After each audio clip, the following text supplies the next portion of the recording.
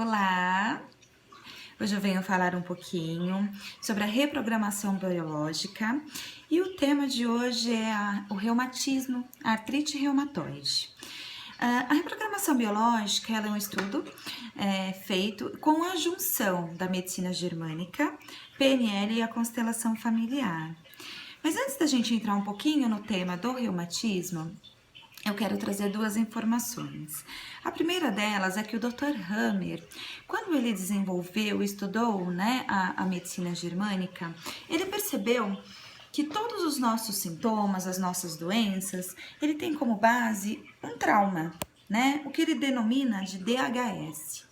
E para que esse trauma ele seja vivido realmente, ele seja desenvolvido, vamos dizer assim, depois em forma de um sintoma, de um conflito, de um trauma, ele tem que ser vivido inesperadamente e de forma sozinho.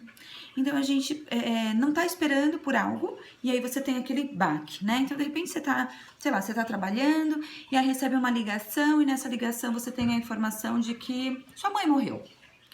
Você não tá esperando. E sozinho, muitas vezes, pela forma como que você se coloca. Então, você pode estar na sua mesa de trabalho, você pode estar dentro de um ônibus, você pode estar fazendo uma viagem, enfim. Essa é uma das primeiras regras para a gente poder olhar para esses conflitos para o DHS. Então, é vivido sozinho e de forma inesperada. A segunda coisa, eu vou falar sobre os conflitos de rim. O conflito de rim, ele é um pouco diferente da percepção das doenças de rim, Pedras nos rins, os cálculos e assim por diante. Um conflito de rim, ele envolve 4 situações: abandono, maus tratos, falta de dinheiro e a solidão. Ele pode ser exclusivamente um, ou pode ser a junção dos 4 conflitos, as 4 situações. O conflito de rim, ele causa um encharcamento, Ele deixa um encharcamento no nosso corpo. Então, ele não deixa que os outros problemas de saúde que a gente vem apresentando, eles sejam curados.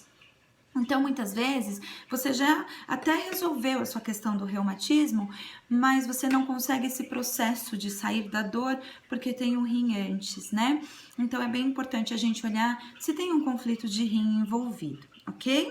E agora entrando um pouquinho no reumatismo e na artrite reumatoide.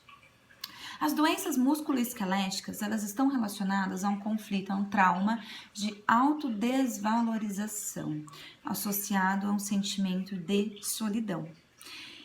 E aí, quando o sintoma apareceu, quando isso aconteceu, você pode ter vivenciado um trauma, um conflito de autodesvalorização e de solidão. Só que o que acontece é que nós, os humanos, a sociedade, culturalmente falando, a gente tem o hábito de se autodesvalorizar, se autodiminuir o tempo todo por qualquer situação.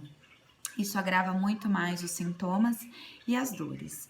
Então, a reprogramação biológica, ela tem a função, a oportunidade, a forma de lidar com o reumatismo, entendendo e trazendo o motivo, o trauma à tona, para que possa ser ressignificado. Tem pessoas que já está tão agravado que já houve alguns distúrbios nas questões ósseas, Essas disfunções ósseas, elas não são possíveis mais reestabelecer, mas o objetivo realmente é se eliminar a dor, o sofrimento que a doença causa. Existe também uma possibilidade de nós estarmos trazendo isso dos nossos ancestrais, com um olhar sistêmico, por lealdade, por amor, alguém que tenha passado por essa desvalorização.